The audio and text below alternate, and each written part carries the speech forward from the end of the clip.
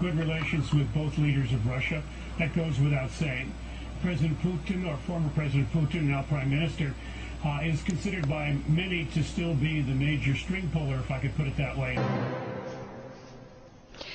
Дмитрий Медведев стал сегодня председателем Организации Азиатско-Тихоокеанского экономического сотрудничества. Ранее этот пост занимал американский президент Барак Обама. На пресс-конференции по итогам форума, который прошел в столице Гавайи... Ну вот на МП-4 снимает, короче. Ну хуй с ним, давай на МП-4. Давай, снимай, короче. Ладно, блядь. Смерть надо. Это не дует. Это не надо расстрелять просто. Смерть Америке! Смерть! И вас так сжечь будем, уроды ебаные. Так что пизда тебе, Джордж Буш. Скоро мы до вас дойдем. Давай, топчи его.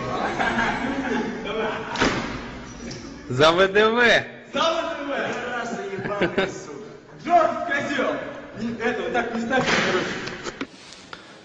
В связи с этим мною приняты следующие решения. Первое. По моему поручению Министерство обороны России незамедлительно введет в боевой состав радиолокационную станцию системы предупреждения о ракетном нападении в городе Калининграде. Второе. В рамках создания системы воздушно-космической обороны России в первоочередном порядке будет усилено прикрытие объектов стратегических ядерных сил. Третье. Стратегические баллистические ракеты, которые поступают на вооружение ракетных войск стратегического назначения и нашего военно-морского флота, будут оснащаться перспективными комплексами преодоления ПРО и новыми высокоэффективными боевыми блоками. Четвертое. Вооруженным силам мною поставлена задача по разработке мер, обеспечивающих при необходимости разрушение информационных и управляющих средств системы ПРО. Указанные меры являются адекватными, эффективными и малозатратными. Пятое.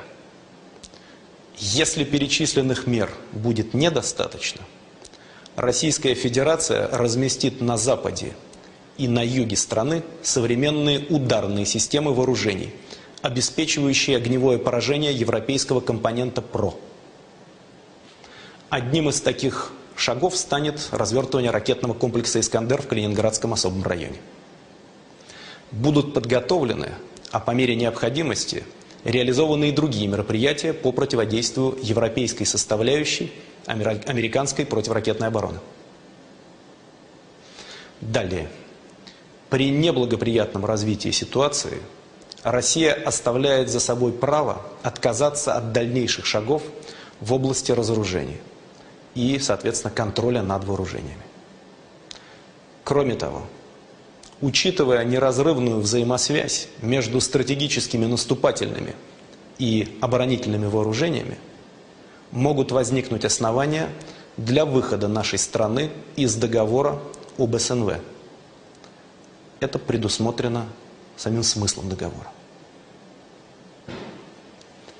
Тем не менее, еще раз хотел бы подчеркнуть, мы не закрываем дверь ни для продолжения диалога с Соединенными Штатами и Североатлантическим альянсом по вопросам противоракетной обороны, ни для практического сотрудничества в данной сфере. Мы к этому готовы. Однако путь к такой работе лежит через создание четкой правовой базы нашего взаимодействия. Такой базы, которая обеспечит учет наших законных интересов.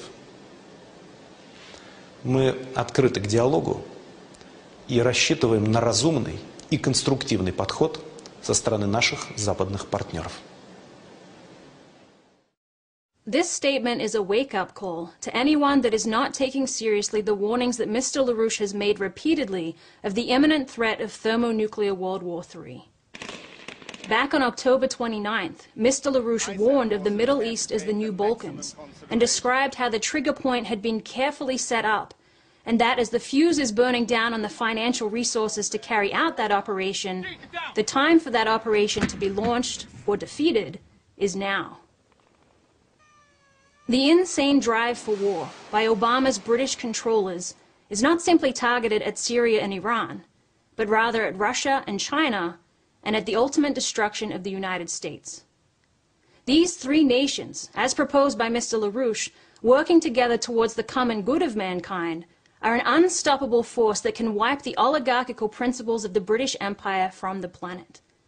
These three nations, acting together, can place the world monetary system through bankruptcy reorganization and reestablish the legacy of Franklin Roosevelt for a world system of credit for economic development, and hence return man to his rightful place as a creative being. This is the threat that the empire is out to crush. And with the European monetary union situation careening out of control, the push to get World War III moving immediately, before the money runs out, is the empire's goal. When you look at Medvedev's November 23rd statement from that standpoint, you realize that Russia is moving for a war avoidance strategy. Each step of the way, as the US-NATO operations have been fueling the flames for war, Russia has been working to put out the fire. And after seeing that what was done in Libya, Russia will not sit idly by and watch a similar scenario play out in Syria. On November 1st, Russian Foreign Minister Sergei Lavrov declared that Russia supported the efforts of the Arab League to resolve the Syrian crisis, but then clearly took aim at the warmongering from the British, French, US crew which ran the operation in Libya, saying, "We advocate an approach which, among others, is applied in Yemen.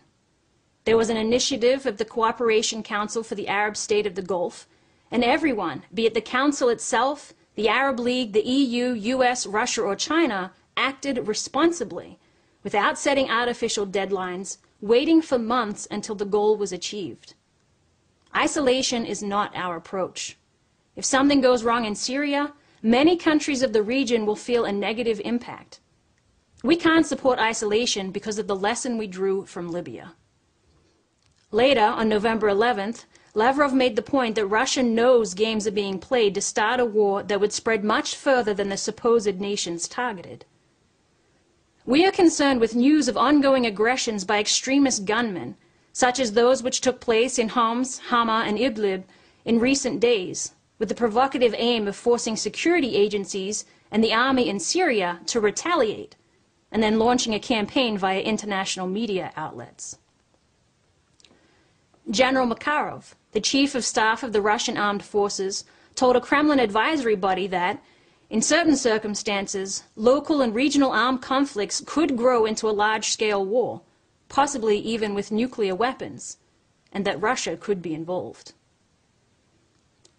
As well-known Russian journalist and member of the public chamber, Maxim Shevchenko, commented on Medvedev's November 23rd speech, "It has been stated clearly and firmly that we need to arm ourselves, and that there is a direct threat of war against the Russian Federation, and that the threat comes from NATO, not from Iran or North Korea." Within days of Medvedev's address, the Russian Navy confirmed that several battleships from Russia's Northern Fleet are embarking on a long-range cruise to a Russian support facility at Tartus, Syria. Russian Admiral Valentin Selivanov said of the vessel's cruise, "If somebody's ships are located somewhere, of course it's not possible to simply fly over them and bomb someplace. Even the Americans will not be able to ignore the arrival of our ships off the coast of Syria. Although, probably, our only aircraft carrier, plus the Shebenyenko, do not have the ability to stop an entire war, but their appearance in the eastern Mediterranean will be a signal to the whole world that Russia has interests here, and you can't just crush, destroy, and kill everybody without taking them into account." Former Russian Navy Chief of Staff, Admiral Viktor Krevchenko, echoed the same call on November 27th. President Medvedev, via his November 23rd address to the nation, coupled with Russia's most recent deployment of 3 warships into the Mediterranean, is making it known that this threat of war is real and that actions must be taken to stop it. Lyndon LaRouche has made it very clear that the way to stop it is to remove President Obama from office immediately. The British are controlling Obama as their puppet. They are engineering the crisis in Europe to impose dictatorships, and they are behind the wars and threats of global thermonuclear war. They know that their entire transatlantic financial and monetary system is dead. They know that the leading nations of the Asia-Pacific region, Russia, China, India, Japan, and the Koreas, are growing relative to the rapid transatlantic disintegration.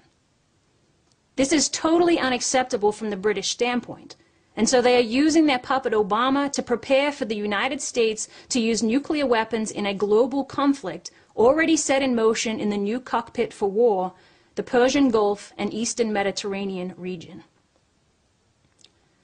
By removing President Obama, you pull the plug on the British plan for thermonuclear war. It is understood in many official layers across the globe that the world is heading for war. Even here in the United States, top military layers are opposing it.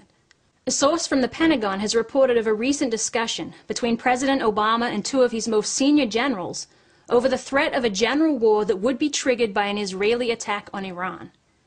The source reports that the generals conveyed personally to the president that it is the consensus of the Joint Chiefs of Staff, CENTCOM, and all of the other top military brass that the Israelis must be told in absolute clear terms that any military attack on Iran is thoroughly unacceptable and would likely lead to world war. President Obama's response was simply that the U.S. has no control over Israeli policy, and if Israel is going to attack Iran, it would be better for us not to know in advance. The immediate threat of thermonuclear World War III is real, but it is not enough to simply warn against it. You must prevent it. You won't have the opportunity after the war to say, "See, I told you so," because you'll be dead. This is not about what will happen to this nation or that nation. This is about what will happen to the entire human species.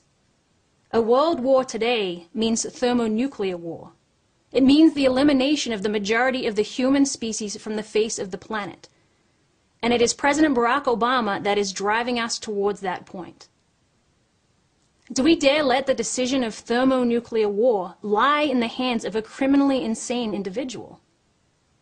Why are we tolerating a criminally insane president when the 25th Amendment to the Constitution provides for a president's immediate removal from office for precisely the circumstances that we now face?